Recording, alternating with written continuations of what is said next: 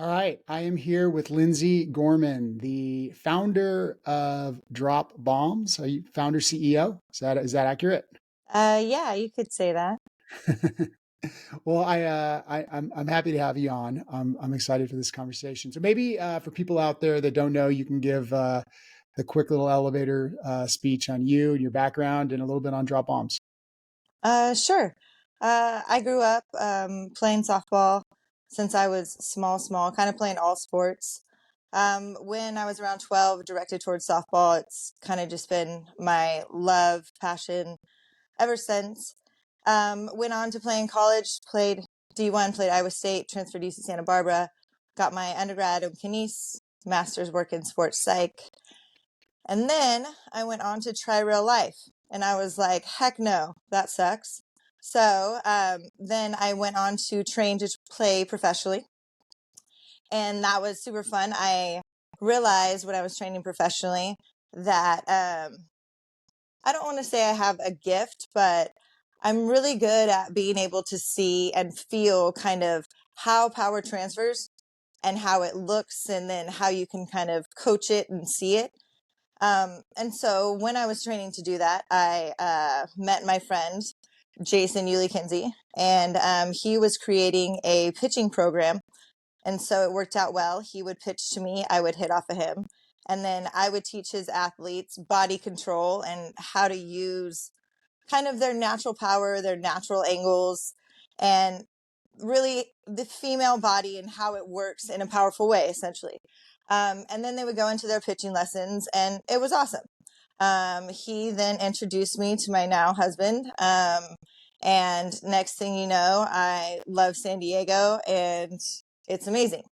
Then created kind of a personal lessons business, right? As I was, getting engaged, we started to get married. We did get married. And it was great.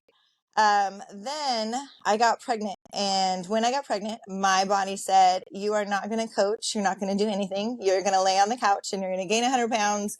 And I'm going to make this baby. And that's all you're going to do. And so you kind of lose your business when that happens, right? Because if you're not, making lessons happen, they're going to find someone else. So after baby number two, circled back to it, and this would have been now, had baby number two, middle of 2020. Decided to move the whole family back to San Diego, end of 2020. And I was like, we're going to make this business work. Started with, again, my friend who was doing his pitching thing. And he's like, let's add hitting to it. You teach what I teach. So the first 5, 6 months, him and I were working hand in hand. His pitchers would go with my hitters.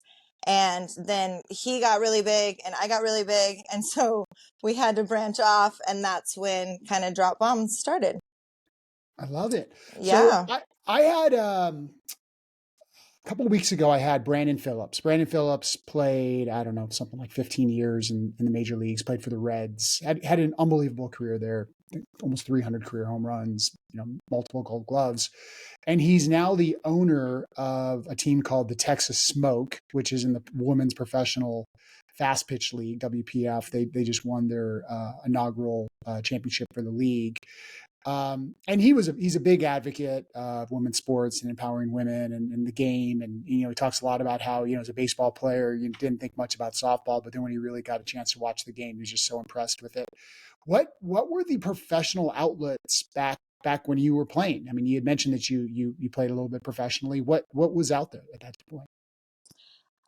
There's the WPF, and so there's a couple teams, and I believe that's what Smoke is a part of, right? Yeah, They joined correct. this last year.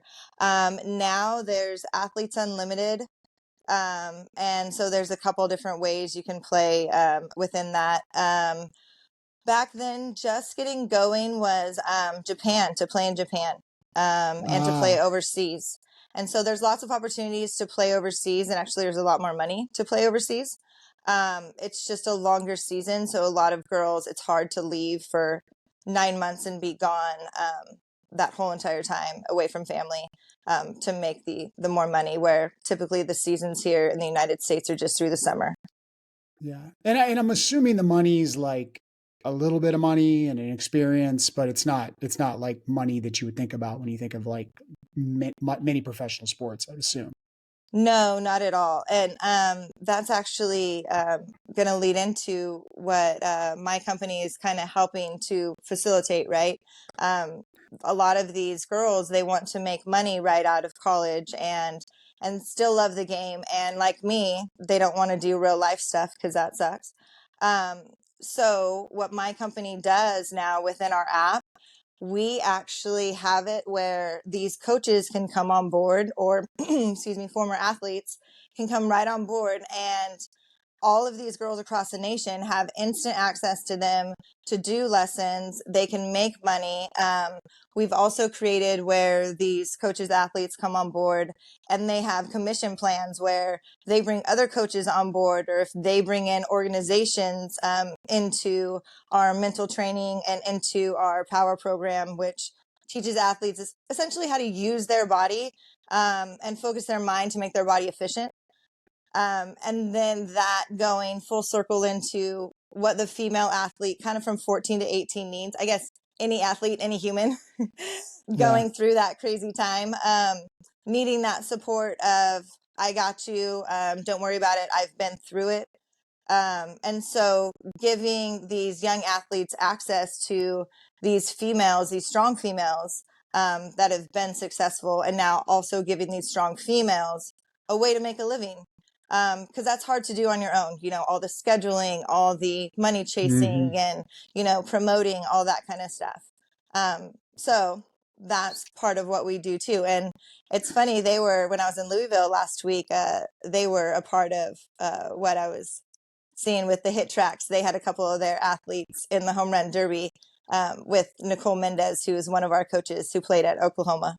Yeah. Yeah, no, I want to get into the mental stuff because I saw that and I know that's a big part of what you guys do. And I'm such a big advocate and a believer of that. I have two daughters myself who are both athletes and, as a former athlete myself, and I know how the mental part plays into all of this. But going back to, I guess your roster of athletes, yeah, you have some really, really exciting names and people that you're working with. I know, one of the people in particular that I saw was Rachel Garcia, who's, uh, uh, you know, had an unbelievable career at UCLA. And, I think she was back to back MVPs. They won national championships there and they went on and played in the Olympics. And, now really through your site and through your business, I mean, young athletes have the chance to work with her, in a one-on-one, scenario. And she's just one of the many athletes you have. I mean, that's unbelievable. How did that get started?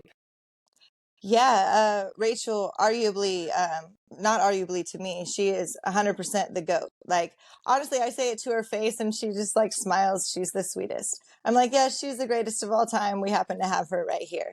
But long story short, I found out she was volunteer coaching here in San Diego.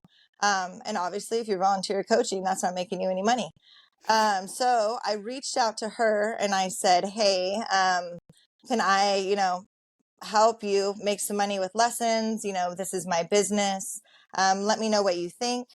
And she responded and talked with her and her agent, and it worked out to bring her on board. And now we have her in San Diego, and she does lessons daily for us at our facility. And I'm excited to now she's going to be out at the ranch the way the Forest and Rancho Bernardo is combined. So now she's going to be out there on Thursdays with you guys doing pitching and hitting. So that's cool. She's going to the location there too.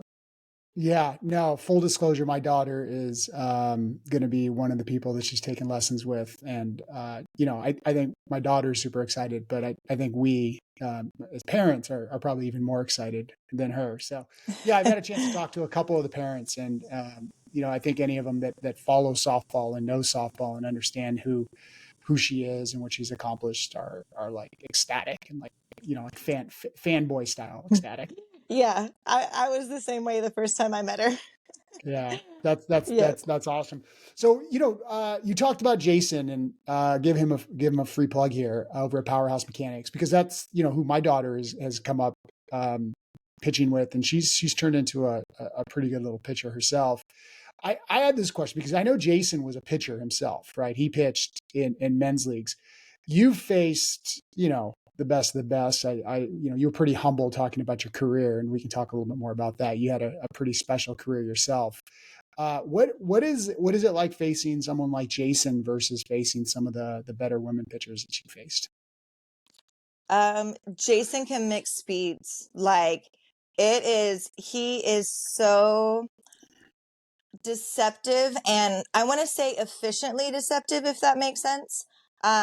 To where he can create spin that looks like it's coming so stinking fast, and it's not at all. You Yeah, look dumb. You swing out of your shoes at what you think is this perfect curveball coming like fat down the middle, and it's just his nasty changeup that dies a foot before the home plate.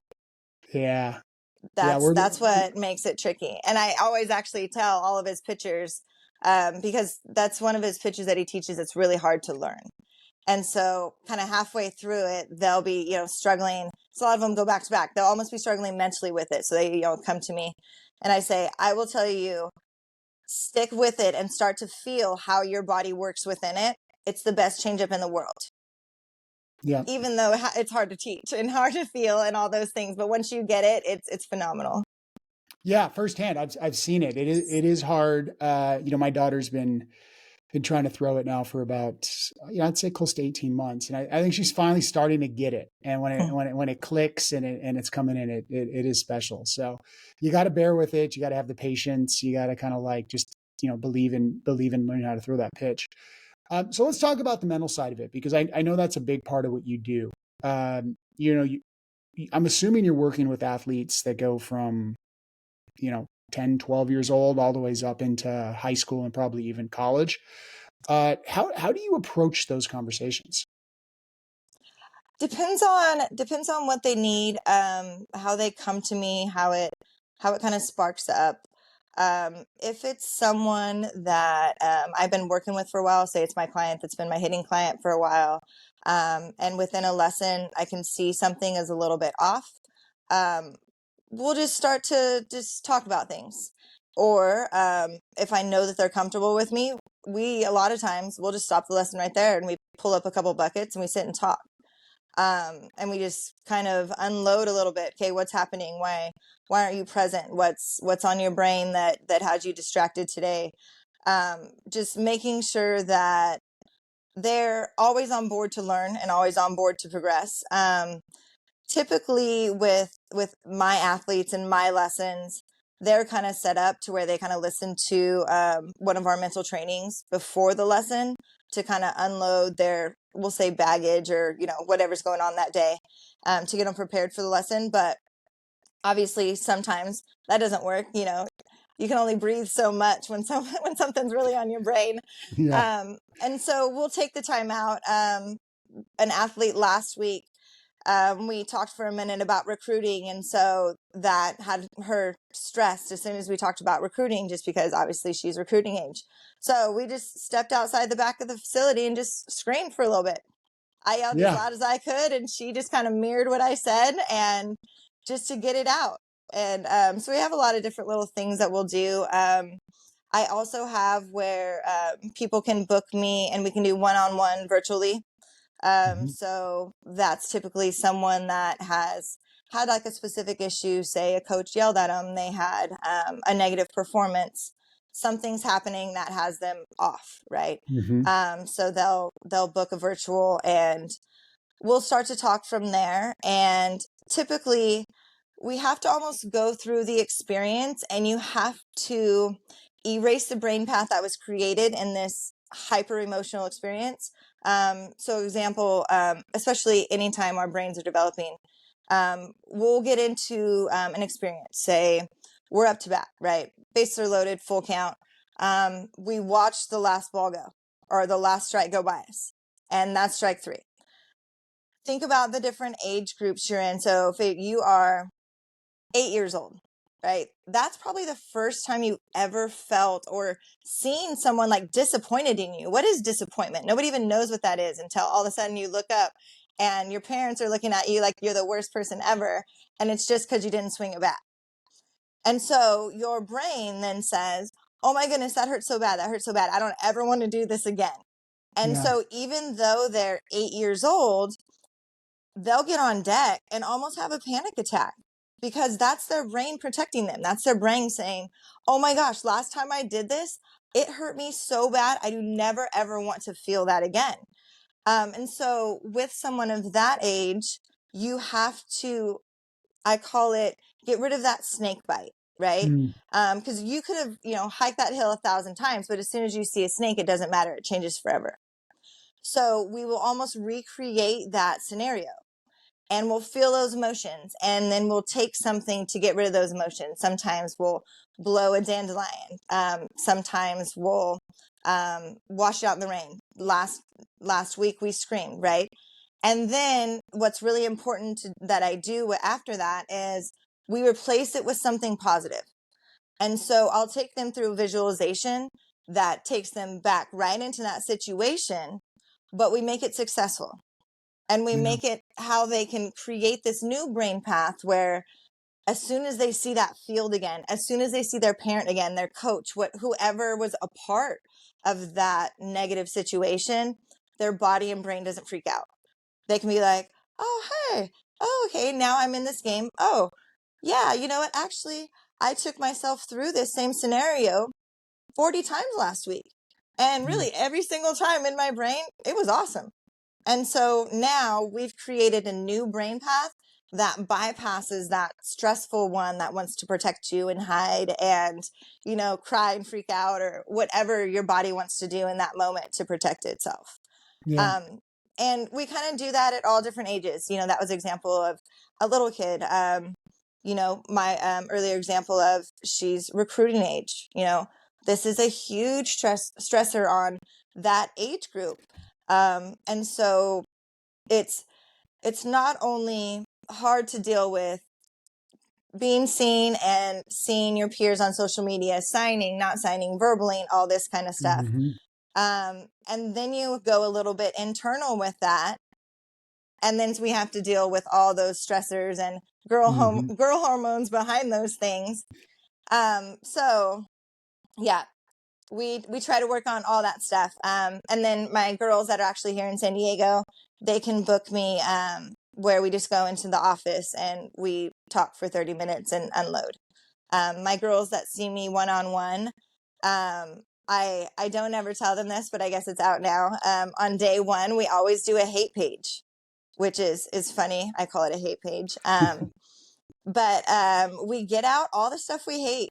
We get out, I hate that, blah, blah, blah, blah. I hate that I have to do this. I hate that my legs are big. I hate that, my hands look funny. I hate that, I sit next to Joey in class. All the hate, all of it, get it all out. We write it all down. And then what we go back through is a lot of times these things that young kids and even adults tell themselves are a lie. Yeah. And so perfect example is, one of the things I didn't like was, I didn't like the shape of my legs, right? This is a typical girl thing. Okay. And then this bugged me for years and years. Why? Oh man, no matter what I do, that's the shape of my legs, blah, blah, blah. Now, when I put this hate page, I hate the shape of my legs. Okay. Now, when I unpacked it, I'm like, but what's the positive of the shape of my legs? Now, how is this helping me? Now, in my internal, I was thinking it as a negative thing. But how can I hate the shape of my legs where right after that I say, I love how hard I hit the ball? So we start to realize that my shape creates my power, my mentality, what I'm telling myself, all these different things shape and control my power. And so I want to make sure that I'm not only telling myself the truth, not telling myself what someone else thinks of me or judging myself against someone else, but what is my truth and then shining that inside out, right? That's the goal. And then if they play another day of softball, great. If they don't, I don't really care as long as they're wearing that from that point on.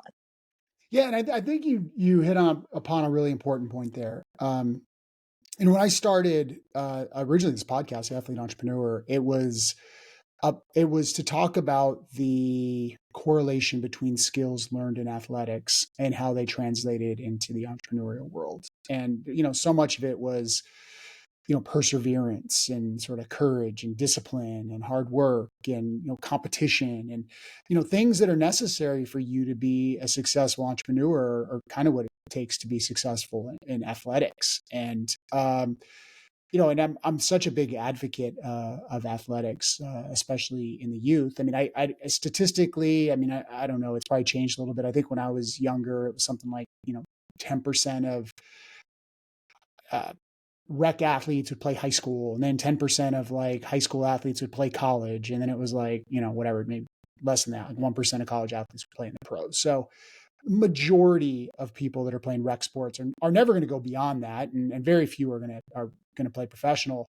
But the type of things that you're learning to be able to go up there in those high stress moments. I had a girl last year. We were in the San Diego district championships, and it's the last game, the last inning. I think it's a tie game. There's like a runner on second base. I mean, it's crazy. We're under the lights. All the parents are there. It's been an all-day tournament. It's the fifth game of the day, and she's up. And I'm coaching third base, and I look over there, and she's a fantastic girl, fantastic player, the whole bit. And she's just tears running down her face. And I, okay, time, walk over, talk to her. And she just looks at me, and she's like, the pressure is just so high right now. And she was like, kind of cracking a little bit. And rightfully so. She's a 10-year-old, right? And she's sitting there, and she is surrounded by 150 adults who are probably way more competitive than the kids are and more into the game than they are. And it's like all the pressure's on her. And God love her, she got up there and she ended up getting a huge base hit for us. And we ended up winning the game. And it's not about the base hit. It's the fact that, like, if you're able to face pressure situations like that, and you're able to overcome your fear and the natural desire that we all have to just go hide in a hole, right? When life gets tough, we all want to just go like jump in bed and put a blanket over our head. Those things are going to carry on in life, whether or not she plays pro sports or, college or whatever it is. And that's what I love so much about, I think what we're doing as athletes. Yeah, absolutely. It's funny. We have almost a slogan in what we do. Anytime anyone does a big performance, we call them a badass, right? And then the slogan behind it is powerful, intelligent, and resilient. And so we talk about how we'll always train our power, right? Mentally, physically, I'm going to bring to the game the most powerful I can be. But a lot of times you show up to the game and guess what? They're powerful too. Yeah. And that day they might be more powerful than you. And so we always say, okay, at that point, are you going to quit? Yeah. And always the answer is no, right? When you're not in that moment, it's like, oh, of course not. No, I wouldn't quit. Okay, well then what are you going to do then? Yeah. Okay, then you need to rely on your intelligence. Guess what? You're not going to use your power today. Okay, well then you need to be tricky. You need to put a bunt down. You need to take pitches. You need to steal. You need to, whatever it is, use your intelligence now. Okay, now guess what? You might face an opponent that's both powerful and intelligent. What the heck are you going to do? Yeah. And so I let them know. And it's like, you lose sometimes. And then what are you going to do? Are you going to quit? No. That's resilient. Okay, you're going to get back up. And now here's the thing. That process happens thousands of times over and over. So now if you get back up after you lose against someone that's both more powerful, more intelligent, and now you learn from them, every single cycle you get better. Every single cycle. And so if you understand, it's not about winning or losing right in that moment. It's about the cycle of progression. It's like, are you in this progression to be a badass, or are you not? Are you quitting? And it's not about quitting. I mean, obviously if the sport's not for you, the sport's not for you. Yeah, but we're talking about more, internally, right? Are you quitting because of this? Or are you learning right now? Are you scared of failure, or are you ready for progression? Yeah. I think that's the most common thing that I've seen with athletes is it's that fear of failure, right? More than anything. And, you see athletes that want to quit or people who don't want to do it anymore. And it's not because they don't like the sport. They don't like competing. They don't like the people they play with. It's like the pressure gets big and maybe they have a couple rough moments and they feel overwhelmed and they're so afraid to fail that they just like, I don't want to be here. I don't want to do it anymore. Right. So I think Mm-hmm. it's so important to get them to get over that. And it's not easy. Right. That's Nope. why I'm really interested in talking to you. And, I think your services are so valuable because, I know I deal with it with my own kids a little bit. And as a parent, you're not always in the best position to have those conversations. Having someone like you come in is much more effective than me trying to have that conversation directly with my daughter. Yeah, it's tough. I tell my clients, no disrespect to the parents, but most athletes are done with your voice at 12. They don't like your voice anymore. Like, I mean, and if you think about it, for 12 years as a parent, you've been saying, get up, brush your teeth, make your bed, put on clothes, be a good person. Oh, by the way, turn your foot when you swing. What? Yeah. And they're just like, get away from me. So anything like that, or even mental. Oh, telling them what to do. Now, talk to me about how you feel. And they're like, yeah, no. Yeah. So yeah, we are happy to provide this because I guess I didn't tell you that in my story. The reason that I transferred was I didn't understand. I had a very stressful coach, someone who very attacked. I didn't understand why she attacked, but she did. That was just the way she worked. And so I, as an athlete, I had always just outworked everything. It was like, oh, I'll just work harder. I'll hit more. It's fine. No big Mm-hmm. deal. I'll run more. I'll train more. It's fine. The problem is I didn't have a mental toolbox. I didn't know how to deal with the sabotage that was going on in my head every single time that she yelled at me. And so the reason that I, did my master's work in sports psych, is to give this to my, and at that time, I didn't know I was going to create this company, but really to give it to myself and, my children, and then now this company, that toolbox, because these athletes are going to be in that situation that's, the game itself is stressful, but sometimes you are stressed out because of a coach or because of a parent or school or whatever it might be. And you can't outwork your brain. You have to trick it. You have to take it a different way and use techniques to retrain it to what you want. If not, it gets so consumed. Let me tell you, I was there. Yeah. My sophomore year was horrible. Yeah. The Well, only year I didn't break home run records. yeah, no, yeah. Obviously, I was. We didn't even get into your statistics and your numbers, but you had an unbelievable career in college, and so you set 2 home run records. Well, at least at UC Santa Barbara, you set a couple home run records. What were the numbers you hit? Because right, you kind of like broke the record, and then you like re-broke the record. I my junior year, so freshman year, I broke the single season record at Iowa State, and then I was the Big 12 batting champion. And then sophomore year, horrible. Yeah, Um, Junior year, transferred to Santa Barbara, broke their record. I think it was like 11 or 12. yeah, And then I broke my own record. I don't know. It was like 13 or 14. It wasn't by much. yeah, Honestly, I mean, yes, it was like it's good, but at the same time, I'm competitive. So I'm like, it was okay. Like, yeah. Well, especially when you're like living in a world with people who are like, winning national championships at Oklahoma and UCLA, and I oh, mean, right. there's some just unbelievable athletes. One of the things I did want to ask about because I grew up playing sports, late '90s, early 2000s. You were in college, I know, early 2000s. I was a multi-sport athlete, grew up playing football, baseball, basketball. It's like one season would end, go to the next one, and so on and so forth. And I believe you were a multi-sport athlete in high school.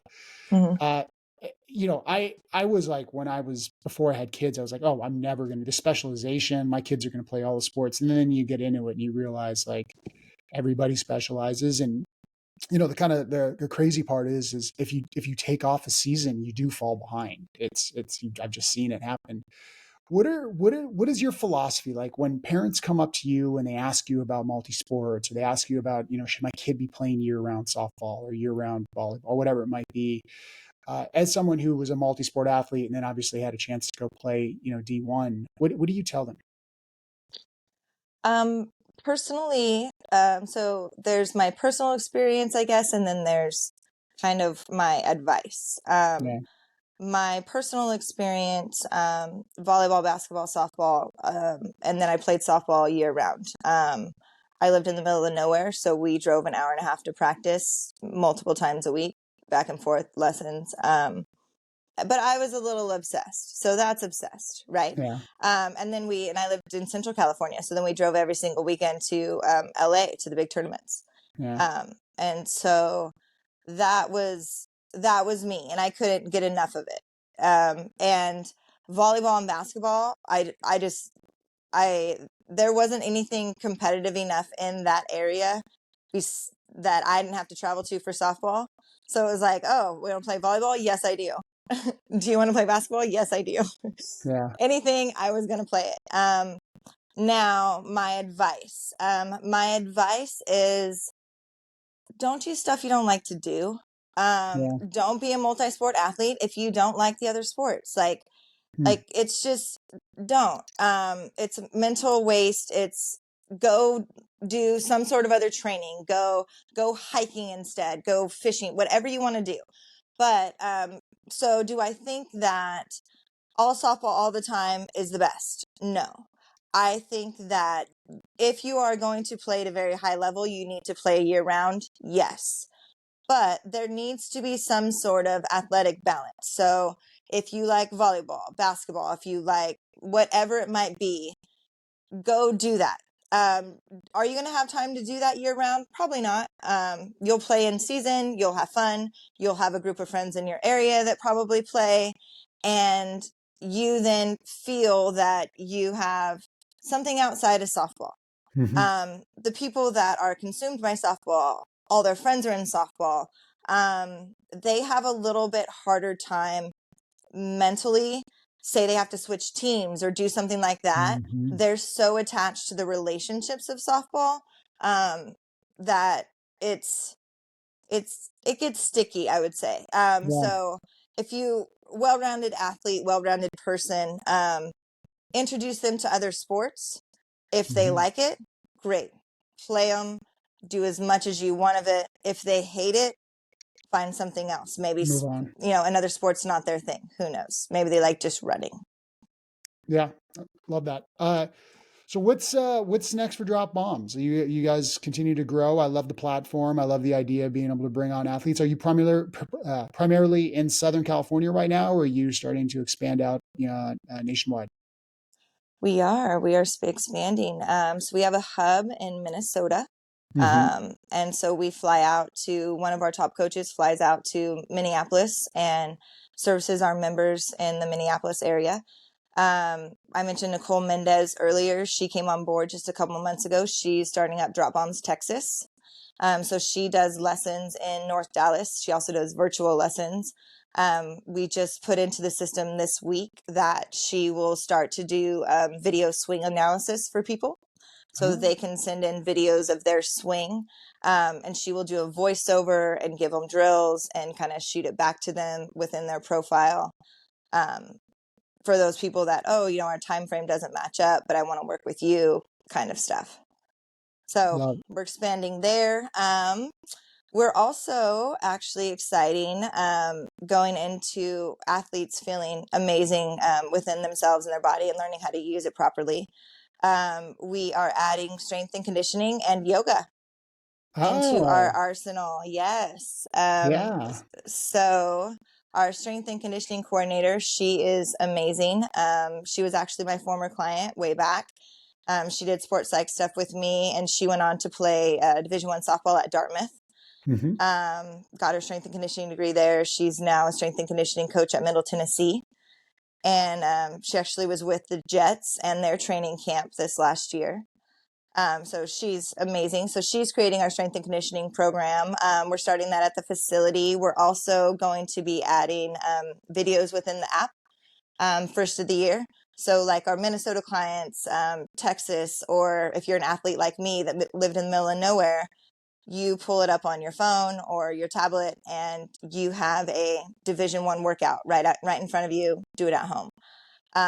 Or you can go into one of the facilities and do a group workout to where, you're with your buddies and you love our strength and conditioning coach on site there. Our yoga program, the developer of that, she was actually my catcher in college. She was my catcher at Santa Barbara. She, the last 20 years, has created an amazing health and wellness program in Orange County. And so I reached out to her, and she's creating a athlete-specific yoga program for us. So what is not out there is something that addresses how much your daughter throws and pitches all the time with her right arm and then nothing with her left arm. And then how that rotation over and over and over. So Shelby Hensler, our yoga instructor, she is creating specific, almost position specific yoga. So you'll have almost like a base yoga that, all the athletes will do. And then like the last 10, 15 minutes, say you were a pitcher that threw a whole bunch that weekend. Okay, cool. This is your branch off. Catcher, cool. This is your branch off. We'll open up your hips and do different stretches that focus on catchers, middles and outfielders. And then it'll also have a building component. So that would be, where they're going to loosen up and all that kind of stuff after they've thrown. Then there's a building component. Okay, I don't want my pitcher down in duck squats for 20 yards, 50 times over. That's not helpful for her. Sure. Yet, all these training programs have the same exact, you do this, you do this, you do this, no matter your position. And so we're really wanting to almost customize it where we have athletic movements and then we have position specific movements, instead of having our athletes overwork in a way that's not going to be beneficial to what they're actually going to do with their body.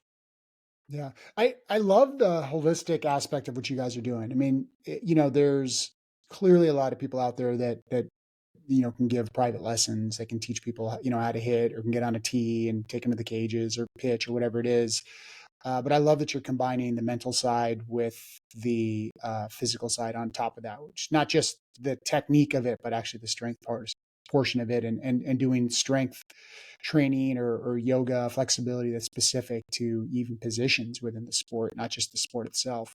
Have you thought about, I'm sure you thought about it. Do you have any plans to expand outside of softball? I think so. We'll see. We're in baseball already. I mean, Okay. that's those kind of, they marry each other. That's pretty, Yeah. easy to get into. We are going into, the facilities and stuff. So our facilities are actually going to be called Real Power Training Centers. Mhm. And so we are turning that into a C Corp. And hopefully the Real Power Training Centers kind of take this philosophy. We started with softball and then, move into different sports, different things, and really kind of move kind of internal out, right? There's we work from the athlete's mentality, and then we find, okay, what is now your passion? Cool. I love, football. That's what I want to train all the time, blah, blah, blah. Who knows, if you want to take over the world, we might even have where you walk in and you go full circle multi-sport athlete. You can walk in and you have your passion where you do softball all the time, but hey, I walk right across the gym and I get my volleyball private lesson. But the Mm-hmm. mental training, the strength and conditioning, how you transfer power within your unique body, it's all the same, and then you would essentially not have to do double training, which is what we, as a big selling point that Jason and I talk about for pitchers and hitters. Yeah. For whatever reason, him and I have the same brain. The way he teaches power transfer within the female body in pitching is exactly the way I teach power transfer in hitting. So clients will go back to back all the time and they will work the same exact thing, not even knowing that the previous coach worked the same exact thing. Yeah. They will see it within their swing. Hey, this is a thing that, your hip is not firing like this. the pitching coach saw the same exact thing because of how we coach. Ideally, it would be something like that. You walk into a real power training center, you get your headphones and your tablet, you first do your mental training, which that's already established with softball. You go into, your yoga or your strength and conditioning, whatever your body's feeling that day. And then you go into your private lessons or lane rental or whatever you decide to be there for. Love it. Lindsey, I appreciate it. It was great speaking with you, and I love learning more about what you're doing, and I love your philosophy. I think anybody out there listening who's has kids that are growing up as athletes are gonna this is gonna resonate with them a lot. Awesome. I appreciate you having me. Thank you. All right.